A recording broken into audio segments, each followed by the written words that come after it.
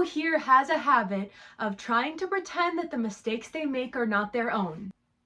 So I've been on self-improvement since the age of 16 and I'm 23 now. So if you do that math, that's nearly a decade. I can tell you that I still struggle with taking ownership of my own personal choices.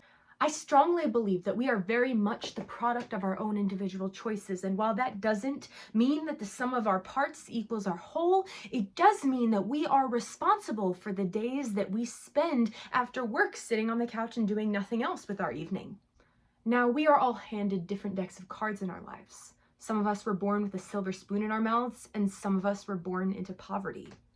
It's definitely a million times easier for all of these filthy rich celebrities to stay so attractive because they can afford somebody to make all their meals for them. But at the same time, that celebrity still does have the choice to opt out of hiring a personal chef and eat Doritos all day.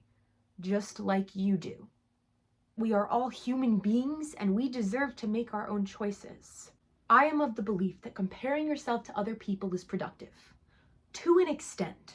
If you and your best friend started self-improvement at the same exact time, yet they are moving leaps and bounds farther than you, maybe it's okay to compare yourself. Study them, observe their behaviors. How do they look at food? How do they read books? How do they absorb knowledge? What are their fitness practices? How do they speak to themselves? What are they doing different that's allowed them to get ahead?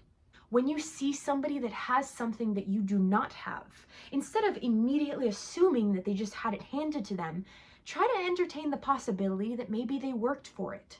Maybe if you worked for it, you could have it too. Why settle for anything less than what your soul desires? Good choices feed into one another. When you make one good choice, you build up a sense of momentum. And then you receive this basically love letter from your previous self telling you good job, and it encourages you to make even more good decisions going forward. Bad choices also feed into one another. You decide to emotionally eat a pack of Oreos instead of feeding your soul, and then 10 minutes later you feel bad enough about yourself that you're like, well, I already had one pack, I might as well have another. Think of life as a feedback loop. You have the opportunity to opt into a positive feedback loop or a negative feedback loop based on the choices that you make.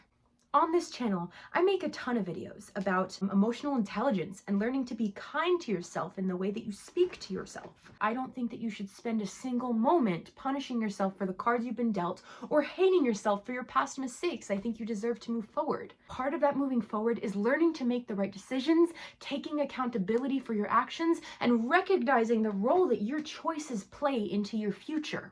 Instead of beating yourself up for the things that you cannot control, focus on what you can.